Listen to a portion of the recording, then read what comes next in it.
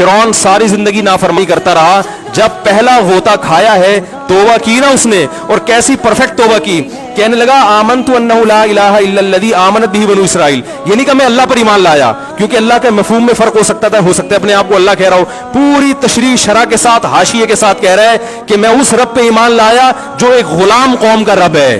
صحیح ہے نا, میری جو بنی اسرائیل جو میرے غلام تھے نا, وہ جس کو رب مانتے ہیں میں اس پر کو رب مانا میں نے. اللہ فرماتے ہیں آل آنا, اب ایمان لا رہے, وقد عصیت قبل, اس سے پہلے تو نے نافرمانی کی ہے, ایسا عبرت کا نشان بناؤں گا. فالیوم ننجیک ببدنک لتکون لمن خلفک آیا, تو مر جائے گا تیری باڈی سلامت رہے گی, آنے والے لوگ قیامت تک تیری باڈی کو دیکھ کر عبرت حاصل کر رہیں گے کہ یہ ہے جس نے زمین پر ایسی حکومت کی کہ اس کی حکومت کے کھوٹے زمین پہ گڑ گئے. آج کیسا عبرت کا نشان بنا ہوا ہے, کیسا پڑا ہوا ہے, مسالے لگا لگا کے تو اس کو محفوظ رکھا جا رہا ہے. اور اللہ فرماتے ہیں یہ تو اس کی باڈی ہے, تمہیں نظر آ رہی ہے, اس پر گزر کیا رہی ہے ہم تمہیں بتاتے ہیں. النار, آگ ہے, یعرضون علیہا غدوا وعشیا, جس آگ پر صبح اور شام اس کو جلایا جاتا ہے. وَيَوْمَ تَقُومُ السَّاعَةُ, اور جب قیامت قائم ہوگی, أَدْخِلُوا آلَ فِرْعَوْنَ أَشَدَّ الْعَذَابِ, اللہ فرمائیں گے کہ ہم حکم دیں گے فرشتوں کو کہ فرعون کو اس سے سخت عذاب میں ڈال دو. آپ کو فرعون لیٹا ہوا نظر آ رہا ہے, قرآن کہہ رہا ہے لیٹا ہوا نہیں ہے وہ, صبح اور شام آگ میں جلایا جا رہا ہے اس کو.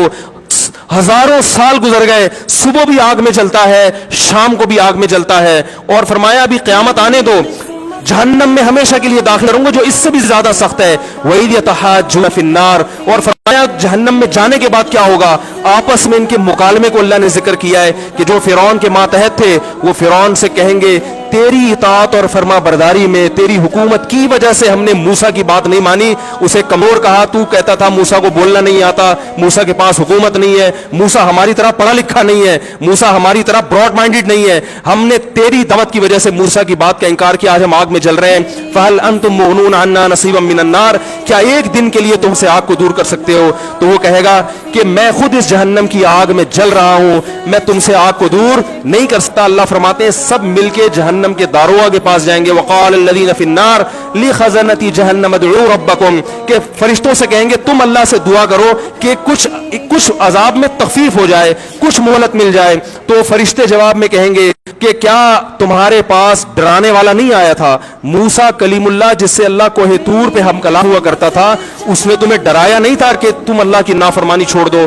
کہیں گے قالوا بلا, وہ کہیں گے ضرور. اللہ فرمائیں گے پھر اعلان ہوگا فادعوا وما دعاء الکافرین الا فی ضلال, فرشتے کہیں گے اللہ نے ہم پر پابندی لگائی ہے تمہاری سفارش کرنے پر, تم خود اللہ کو پکارو. اللہ فرماتے آج ان کی پکار بیکار جائے گی, کوئی اسے سننے والا نہیں ہوگا. دیکھو جب تک جسم میں روح ہے, ایک دفعہ انسان توبہ کے آنسو بہا دے, ایک دفعہ اللہ سے کہہ دے کہ اے اللہ مجھ سے جو جرم ہوا, اگر کسی نے زنا کیا ہے ایک دفعہ کہہ دے اے اللہ آئندہ نہیں کروں گا. اگر کسی نے شراب پی ہے ایک دفعہ کہہ دے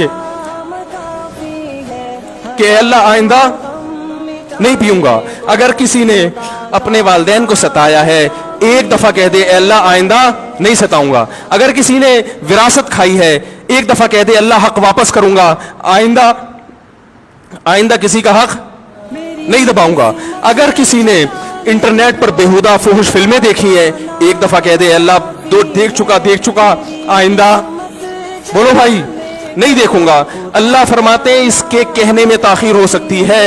وَمَن يَعْمَلْ سُوءًا أَوْ يَظْلِمْ نَفْسَهُ ثُمَّ يَسْتَغْفِرِ اللَّهَ يَجِدِ اللَّهَ غَفُورًا رَحِيمًا, کیسا ہی بڑا سے بڑا جرم کر لے, اس کے بعد جب اللہ سے توبہ کرے گا بشرطے کہ روح جسم کے اندر موجود ہو, اللہ فرماتے ہیں یجد اللہ غفور الرحیم, اللہ صرف گناہ کو معاف نہیں کرے گا بلکہ یہ اللہ کو غفور اور رحیم پائے گا. غفور بھی پائے گا, پانے کا مطلب ہے محسوس کرے گا کہ اللہ نے اس کے جرم کو معاف کر دیا ہے, اور رحیم بھی پائے گا کہ مزید رحمتیں بھی کر رہا ہے.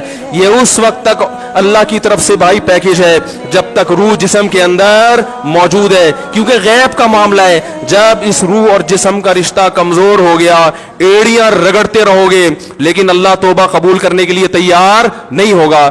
اللہ سے دعا ہے کہ اللہ ہمیں اس وقت کے آنے سے پہلے سدھرنے کی توفیق عطا فرمائے, اور اس بے حیائی کا جو طوفان ہمارے معاشرے میں پھیلا ہوا ہے اللہ اس بے حیائی کے طوفان سے ہمیں بھی اور اپنے اہل و عیال اور اپنی اولادوں کو بھی بچنے کی توفیق عطا فرمائے. سبحانک اللہم و بحمدک نشہد ان لا الہ الا انت نستغفرک.